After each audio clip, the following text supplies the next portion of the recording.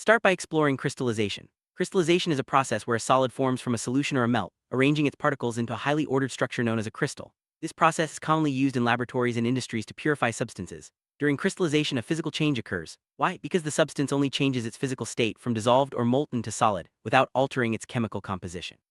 For example, when salt is obtained from seawater through evaporation and crystallization, the salt remains chemically the same.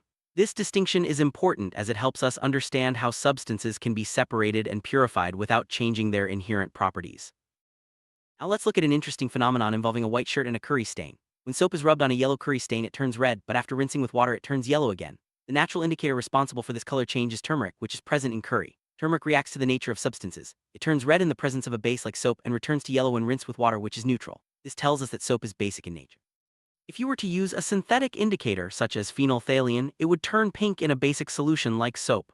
This simple experiment demonstrates how indicators help us identify the acidic or basic nature of substances in our daily lives.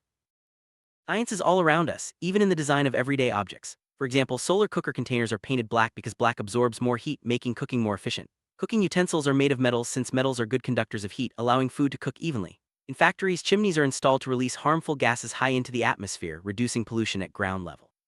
These choices are based on scientific principles and help improve our daily lives, making them safer and more efficient. Understanding the reasons behind these decisions can help us appreciate the role of science in shaping the world around us. Let's clarify the differences between physical and chemical changes.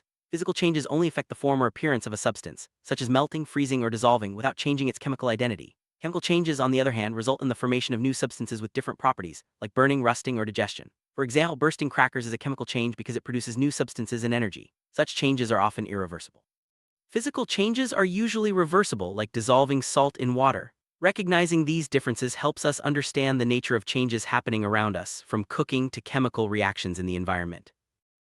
Finally, let's discuss thermometers and heat transfer. A clinical thermometer is a device used to measure body temperature accurately. It has a narrow glass tube with a bulb containing mercury and a scale marked in degrees. When using a clinical thermometer, it's important to ensure it is clean and to read the temperature at eye level for accuracy. Heat transfer in water can be demonstrated by convection, where warm water rises in cool water sinks, creating a circular motion. That's why room heaters are placed at ground level to heat the air at the bottom, which then rises and warms the room evenly. These concepts are essential for understanding how temperature and heat affect our daily comfort and health.